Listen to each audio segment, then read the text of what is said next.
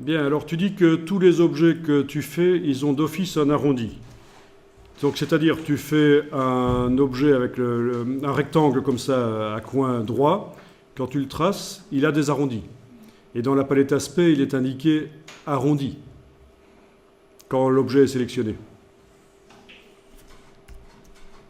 C'est peut-être l'effet d'arrondi qui est resté. Bon, je vais réessayer ici avec un nouveau document pour essayer de recréer ce que tu as obtenu.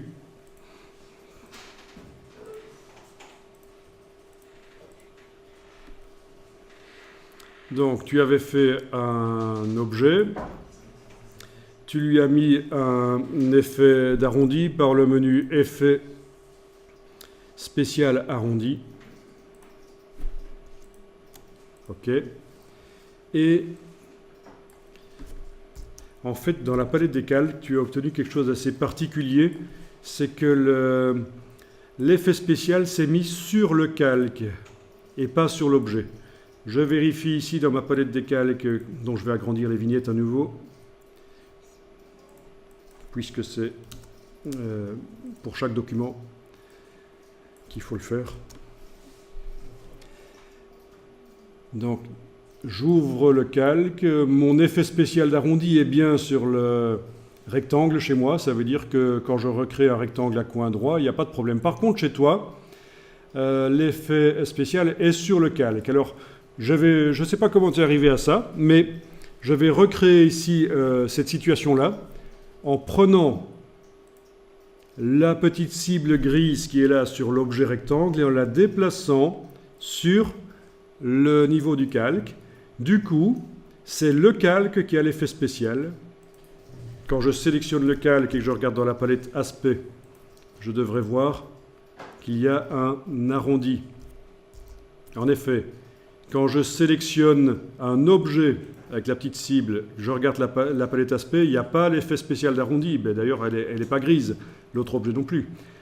Donc là, on est d'accord, l'effet spécial, sans doute que tu avais sélectionné le calque avec la cible au moment où tu as appliqué l'effet spécial d'arrondi. Du coup, tout objet que je crée sur ce calque a des arrondis tels qu'ils sont paramétrés.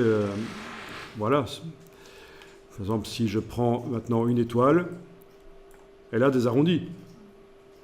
Un rectangle ici, il a des arrondis. Alors ça, figure-toi que voilà, c'est une erreur que tu as faite. Et pour la résoudre, cette erreur, c'est très simple. Il suffit de prendre la petite cible grise ici et la déplacer sur l'objet qui doit réellement avoir des arrondis. Par exemple, si c'est mon étoile qui doit avoir des arrondis, voilà, je déplace sur l'étoile. Si le rectangle ici vertical doit également avoir des arrondis, je déplace la cible sur le rectangle vertical en enfonçant la touche Alt. Comme ça, je fais une copie de l'effet. Et voilà, il a des coins. Voilà, c'est comme ça que ça marche. Mais alors, figure-toi que dans certains cas, on le fait, ça. Mettre sur un calque un effet spécial. Typiquement, notamment, quand on crée des plans. Vous faites des invitations et vous créez des plans d'accès. Et il faut montrer les rues avec les carrefours. Eh bien, c'est le genre de choses qu'on va faire pour que ce soit facile à dessiner. Les effets spéciaux de contour et de fond seront sur le calque. Les objets à l'intérieur du calque n'auront aucune couleur de fond et de contour. Ils seront vides, invisibles.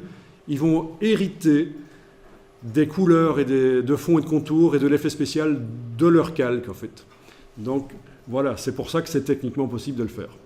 Illustrator est un logiciel très complexe, je vous l'ai dit. Professionnellement, si vous maîtrisez Illustrator, c'est vraiment très très bien. C'est rechercher les gens qui maîtrisent Illustrator. Parce que vraiment des gens qui connaissent Illustrator. Parce que c'est vraiment un logiciel qui n'est pas facile. Très vaste, 2 fois plus complexe que Photoshop. Vraiment, mais ça vaut la peine.